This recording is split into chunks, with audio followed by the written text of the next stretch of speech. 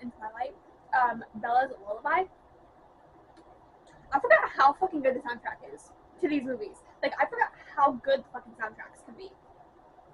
Anyway, hello, welcome back to my channel. If you're new here, hello, my name is Deanna, and we talk about all things bookish, TV shows, movies, whatever comes to mind, honestly, because I get distracted very fucking easily, as you can tell.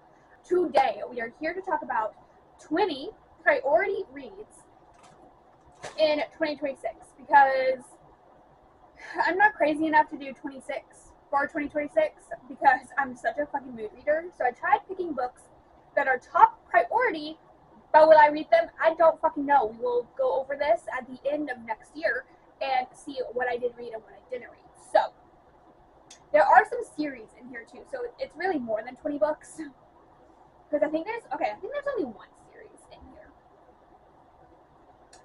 Yeah, so it's like 25 books. The Mile High series by Liz Tomforde, because this has been on my TBR for fucking ever. And I will say, there are some that I'm more excited for than others. So, like, I have my laptop over here with notes, because I can't remember jack shit, okay? Let's see. The Right Move, Play Along, and Rewind It Back are the three that I'm most excited for. But Mile High is about Stevie and Xander. And it says a flight attendant and a hockey player have a mutual dislike for each other. But as they spend more time together, they start to develop feelings for one another. I tried reading that, I think last year, and I soft DNF'd it because I could not get into it. So I'm like least excited about that one because I don't feel like I'm going to like that one. I feel like that's going to be my least favorite in the series. Just based off of like the MMC and kind of how he was acting. So okay, then we have The Right Move, which is about Indy and Ryan. This is fake dating roommates, an NBA captain, and his sister's best friend navigate blurred lines and unexpected feelings amidst complicated arrangements. I don't know, it just sounds really good. It just sounds really good, like fake dating roommates. Yes, please. And then we have Caught Up, which is about Miller and Kai. It says a single dad and starting pitcher for Chicago's MLB team falls for his coach's daughter, a high-end pastry chef who is too wild, too young, and too unattached. Then we have Play Along, which is about Kennedy and Isaiah, I believe is how you pronounce his name. An athletic trainer and a baseball shortstop wake up married after a drunken Vegas night. They agree to stay married for one season to protect her job while he aims to win her heart. Accidentally married in Vegas, athletic trainer and baseball guy. Yeah, sounds really fucking good. And then we have Rewind It Back, which is Hallie and Rio. As his former neighbors and first loves, Hallie and Rio reunite when she's hired to renovate his house, rekindling old feelings despite their complicated past. I don't know why, but just like the former neighbors and first loves, second chance. I don't know. Like right now, it's sounding so fucking good to me. But those five definitely high priority next year in 2026. Then we have. Okay, so I tried to pick some newer additions to my TBR, and then I tried to pick additions, or not additions. I can't speak. Oh my god. I tried to pick newer additions, so books that I've added to my TBR in the past couple months, and then I went back and looked at my TBR from like the very start and books that I added like years ago, so I could have like a good variety. So I think I have 10 newer editions and 9 older editions. So additions. So we're going to start with like the older ones. So the ones that have been on my TBR for the longest time, okay? So we have The Nanny by Lana Ferguson. It's about Cassie and Aiden. So a woman discovers the father of the child she is nannying may be her biggest... I don't know if I'm allowed to say that. Can I say that on YouTube? Hold on. Okay, so I can say it on here. So basically, Cassie has a OnlyFans, and Aiden is like her biggest fan on that account. And she like, I think she stopped doing it and she's like being a nanny now, but like he was her biggest fan on OnlyFans or something like that. But it just sounds really fucking good, and it sounds like a good spicy contemporary romance. I have read Lana Ferguson before. I read The Fake Mate by her, which I enjoyed. So I mean, not my favorite, like average 3 stars, but I do think she has potential, so that's something on my radar and a top priority for next year. Okay, then we have Final Girls by Riley Sager. I have delved into Riley Sager before. I've read how many of his books? Fuck. Let me think. House Across the Lake, Survive the Night, Home Before Dark, The Only One Left, Middle of the Night. Okay, I think I've read 5 of Riley Sager's books, and they are hit or miss for me, but this one sounds very fucking promising. This one says a college student survives a massacre and becomes a member of a group of survivors dubbed the Final Girls. Years later, when the first Final Girl is found dead and the second appears on her doorstep, she must relive her trauma to survive. I don't know why. It sounds so fucking good. It kind of reminds me of Scream, Final Girls, you know?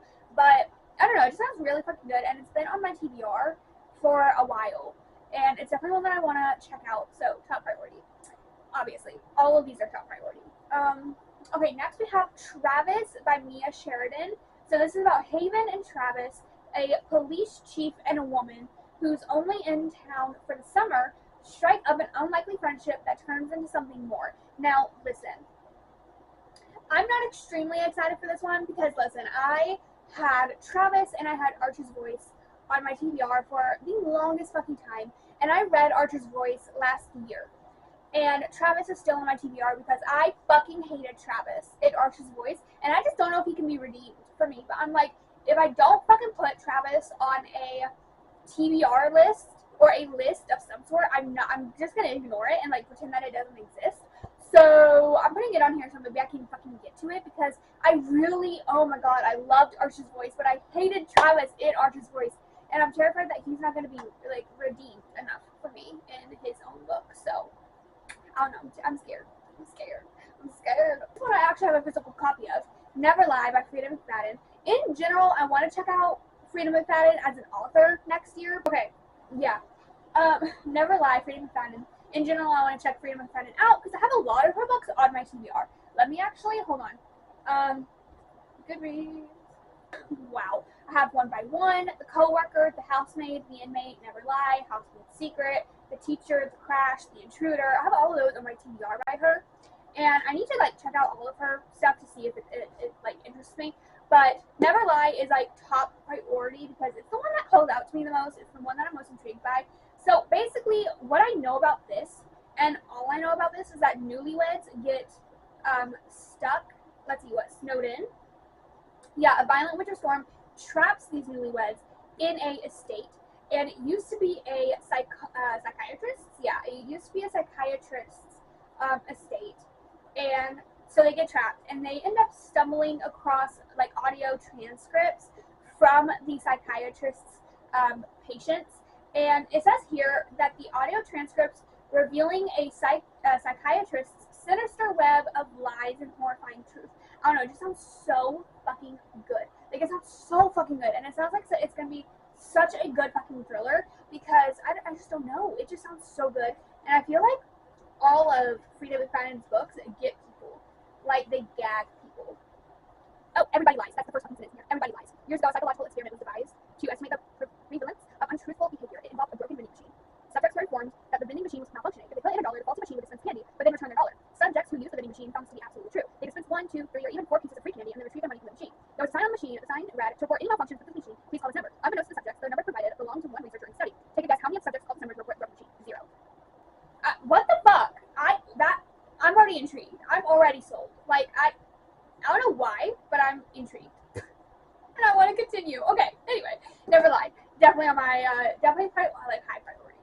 On the Line by Naomi Loud. I tried to read this, I think, oh god, I think back in like 2022, 2023? No, 2023, I think. I tried to read this and I soft DNF'd it because I was in a very severe reading slump, and so nothing was working. And this was only making it worse. So, yeah, I want to do On the Line. It is about James and Ozzy. No, it is not MM. Her name is James. This says, aspiring artist escapes toxic relationship, finds solace and unexpected friends with benefits arrangement with charming line cook, leading to self-discovery and healing. I remember some of this book. I remember the fucking Snickers scene, okay? Snickers, chocolate, that scene. I remember that scene. If you know what I'm talking about, then you know. Or if you read the book, then you know. But, like, yeah, that's really, like, I remember that. And I remember her ex-boyfriend being an absolute fucking douchebag. Okay, this one is The Library of Shadows by Rachel Moore. This one I also tried to read, I think back in 2023 as well. Again, reading slump moment. But this one is about Esty and Mateo. So this is a young adult paranormal rom-com about a grieving student, Esty, who enrolls in a haunted prep school to learn about her unalived father, her dead father, only to get entangled with a centuries-old ghost boy named Mateo, who frames her for stealing a rare book, forcing her to navigate spooky secret passageways and dark academia mysteries to clear her name and confront the school's dangerous history. It sounds so fucking good. I read, I think, 50 or so pages of this, and I don't know, it just seems so fucking cool, like good, and it seems so fucking interesting. And again, dark academia, love High Priority. I am scared though because it's a ghost boy. That means that there's probably not going to be a happy ever after, and I'm scared, but it sounds so good. Okay, then we have 3 more that I've had on my TBR for a while. We have For the Fans by Nyla K. So this is about Avi and Kyron. So this, I know a little bit about this book, but the description says a quarterback and his artistic stepbrother, who initially despise each other, must work together when financial troubles force them into an unexpected arrangement. Basically, what I know about this book is that it is stepbrothers. I think it's some sort of like enemies to lovers, or they just don't get along, and they end up making OnlyFans content, OF content, for money. I've also heard that it's like that it's like very deep and it's written amazing, and so I definitely want to pick this up next year. Then we have one nonfiction book. Actually, we have Beyond the Wand, which is by Tom Felton, because you do not know this, I am a Harry Potter girly. Oh my god, I used to watch Harry Potter as a very young child, and that's all I would watch, is just Harry Potter. Okay, did I absolutely just get distracted by Twilight on the TV and looking at Etsy? Maybe. What the fuck was I saying? Oh, I think I was saying how I'm a Harry Potter girly, and I've always been a Harry Potter girly. Like, I own all of the movies on my laptop, and I love the movies so much. And I'm still a Harry Potter girly to my core. So of course I want to read Tom Felton's autobiography. And yeah, if you do not know who Tom Felton is, you are living under a fucking rock, because he played Draco Malfoy in the movie franchise Harry Potter. So the last one that's been on my TBR for a while, that is top priority next year, 5 Survived by Holly Jackson. Now, I saw DNF this, I think 2023, maybe last year, 2024, so reading slump. Reading fucking slump. So, but 18-year-old Red and friends become stranded when their spring break RV trip breaks down.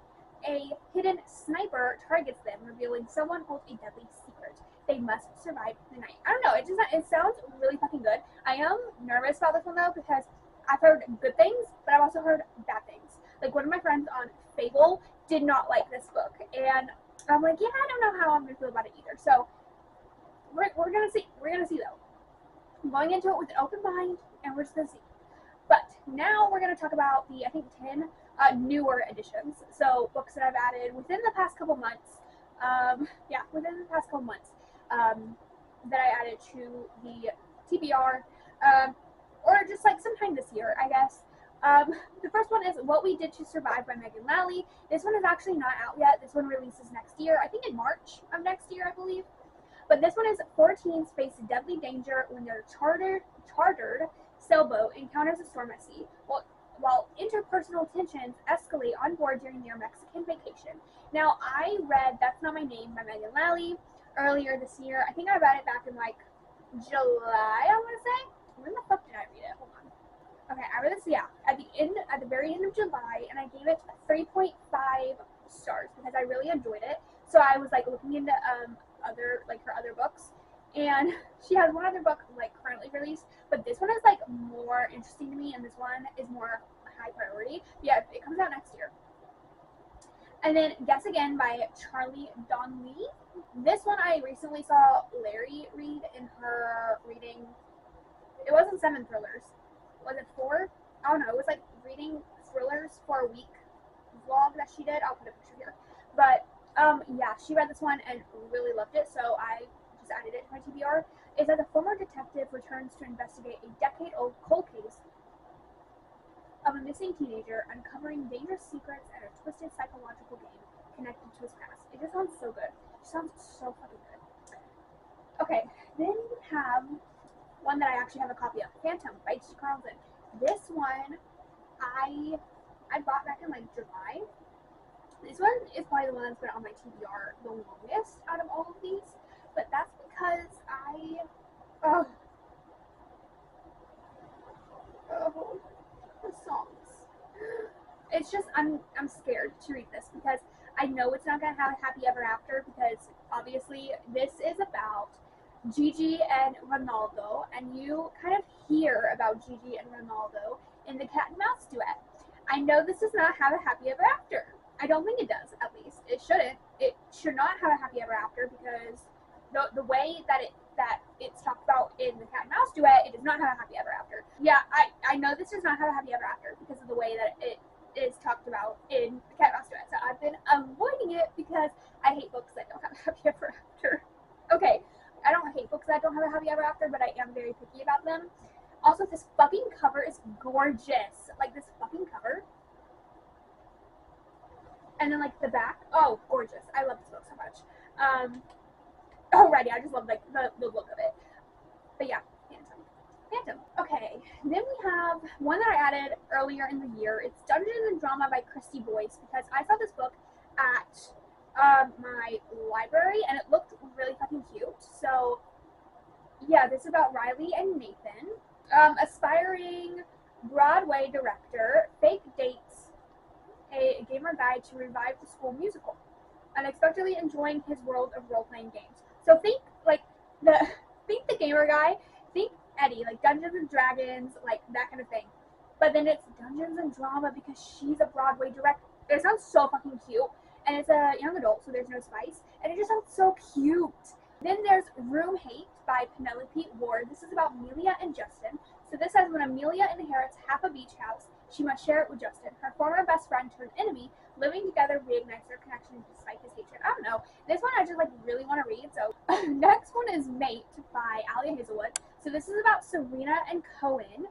So this is, I believe it can be read as a standalone, but it's basically a follow-up novel to Bride, which I really enjoyed. Bride. It's my favorite Alia Hazelwood book so far. But I've only read 3, including Bride. So anyway, this one is a spicy paranormal romance following Serena Paris, the first known human-were hybrid, who becomes a target for supernatural political enemies, forcing her to seek protection from alpha werewolf Cohen Alexander, who claims she's his fated mate, leading to a protective enemies-to-lovers bond amidst dangers from vampires and other factions, all while balancing hope, trauma, and their complex supernatural politics. Anyway, yeah, this one just sounds really good, and I really loved Bride, so I want to put this one on high priority next year. And then we have House of Night by Celia Aaron. This is about Georgia and Valen. So it says, a dark gothic dystopian romance where Dr. Georgia Clark, a human scientist, becomes a captive in a vampire-ruled world, trapped in a castle with the cool vampire lord Valen, who seeks her lost memories and knowledge, leading to a brutal, slow burn involving torture, gore, and a twist of attraction as she tries to survive and uncover secrets in a world of monsters. Does that not just sound like the best fucking book? Doesn't that just sound so fucking good? Oh my god, it sounds so fucking good. We have 3 more. So we have The Caller Promises Forever by Bianca Howard. This follows Melanie, and how do you pronounce that? Hold on, Google Translate. Takeshi, I think. It follows them, and it says, a woman is kidnapped and held captive by a man determined to make her submit to him completely, leading to a dark, twisted exploration of power dynamics. I don't know. It sounds really good. So high priority. And then there's Look, Don't Touch by Meg Everly, which follows Haley and Arlo. This is a raw and gritty dark romance that isn't afraid to dive into the shadows of trauma, obsession, and healing. Haley Fitzpatrick, a sharp-guarded psychologist with a steel spine and hidden scars, meets her match in Arlo Judge, a brooding, powerful man haunted by a brutal past. I don't know. It just sounds really good. It sounds really fucking good. So. And then we have Always Mine by Laura Pavlov. This follows Nico and I think it's pronounced Vivi. A woman who has been in a relationship for over a decade finds herself single and makes an offer to her best friend, a firefighter, to show her what she's been missing. I'm sorry. Firefighter best friends? Yes, please. Yes, fucking please. Oh, yes, I'm going to devour that. So yeah, those are the 20/25 high priority reads for next year, for 2026. And yeah, I'm really excited to see what kind of books I read next year and what kind of books everyone reads next year, you know. And I hope that we all, you know, are manifesting an amazing reading year for all of us next year. And yeah, so I will see you, lovies, in the next video.